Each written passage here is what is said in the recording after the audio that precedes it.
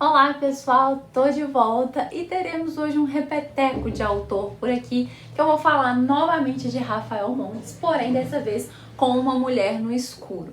Já vou aqui deixar claro que esses repetecos vêm acontecendo porque, pelo menos eu, quando fiz a minha lista, eu peguei livros que já estavam aqui na minha estante para poder trazer para vocês aqui no mês do horror. Então não comprei nada, não trouxe nada além do que eu já tinha por aqui. Tinham alguns autores repetidos e tinham livros que eu queria muito ler e eu não deixei de fora Uma Mulher no Escuro. Esse livro aqui foi o que me apresentou o nome do autor, porque eu lembro que eu vi o hype do lançamento, que se eu não me engano foi 2019. Isso, esse livro aqui, ele é de 2019, então eu vi muita gente recebendo o press kit desse livro, que eu achei sensacional, que foi o livro, vinha um ursinho que tem tudo a ver com a história, e depois que as pessoas iam apresentando o livro e apresentando a sinopse, eu fiquei muito interessada e acabei adquirindo ele também, até porque para conhecer a escrita do Rafael Montes. Eu acabei conhecendo ele primeiro pelo Bom Dia Verônica, que eu já falei com vocês por aqui, ainda nesse especial do horror mesmo, então vou deixar aqui nos cards se você quiser conferir. Eu falei tanto do livro quanto da série, e aí eu li também Uma Mulher no Escuro, e aí agora sim, eu acho que eu conheci de fato Rafael Montes, e eu achei esse livro aqui muito, muito bom.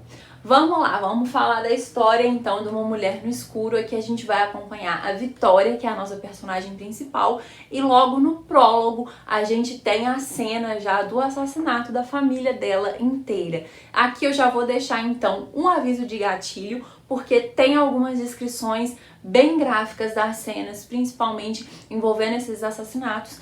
E também mais pra frente a gente vai ter algumas cenas de abuso que são bem chocantes, então fica o aviso de gatilho pra vocês. Mas como eu estava falando, no prólogo a gente já acompanha o assassinato da família inteira da Vitória, do seu pai, da sua mãe e do seu irmão mais velho. A Vitória era uma menina de apenas 4 anos e que acabou sendo poupada pelo assassino, e ela realmente não sabe por que isso aconteceu. E a gente vai acompanhar depois então do prólogo, já na história em si, a Vitória 20 anos depois desse caso, e ela ainda tem muitas sequelas, vamos assim dizer, do trauma que ela sofreu na infância, e não tinha como ser diferente. Esse assassino da família dela ficou muito conhecido, foi um daqueles casos que ganha repercussão nacional, né? Então todo mundo, às vezes, escutando o nome dela, já sabe quem ela é pelo caso, e isso atrapalha muito na relação dela com as pessoas também, porque ela acaba sendo taxada e ela acaba sendo sempre caracterizada pela tragédia que ela sofreu. Então fica todo mundo muito em cima dela por conta disso, e isso ainda atrapalha ela cada vez mais. Então esse assassino ficou conhecido como o assassino pichador, né, que geralmente o pessoal dá um nome, porque depois dele assassinar as vítimas, ele ainda pichou o rosto e as mãos das vítimas. Então ele pichou o rosto todo de preto das suas vítimas, por isso que ele ganhou esse nome. E essa história inteira persegue a Vitória por toda a sua vida. Por conta disso, ela faz acompanhamento psiquiátrico desde muito nova, e ela continua, e isso ajuda ela um pouco a conseguir se relacionar mais com as pessoas, apesar de que para ela qualquer interação, até mesmo uma troca de telefones, já é algo muito difícil.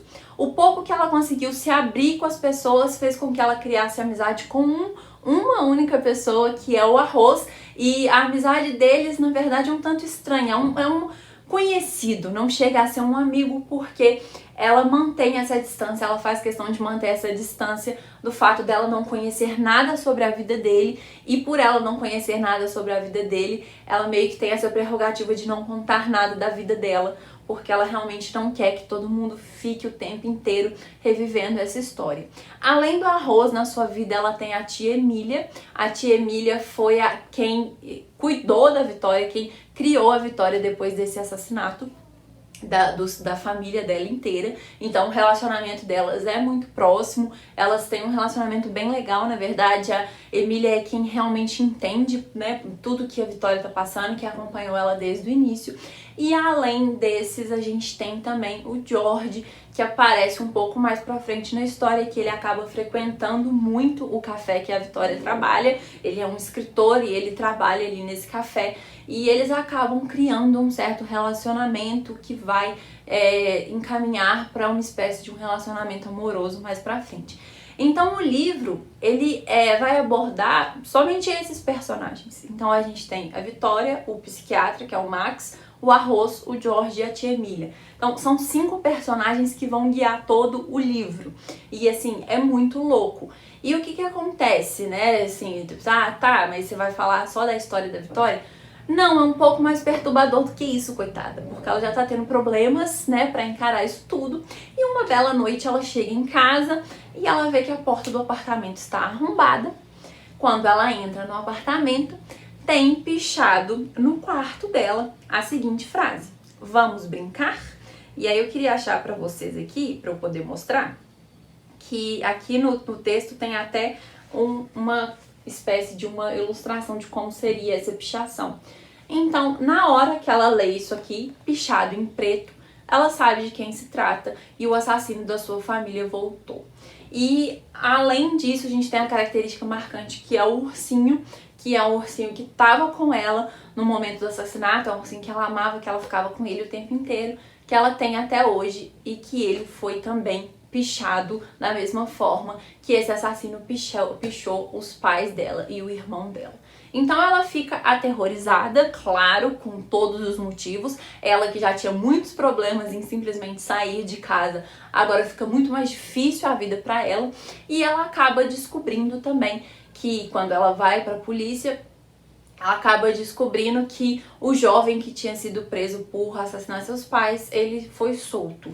Então a gente vai acompanhar aí essa história muito louca da Vitória, coitada, entendeu? Não basta passar o trauma da infância, esse assassino ainda volta depois de 20 anos e ela fica louca, do tipo, será que ele veio terminar o trabalho dele, que ele não conseguiu terminar há tanto tempo atrás? E é isso que é a história base e a sinopse do livro. E a gente vai acompanhar isso aí, então, esse desenrolar.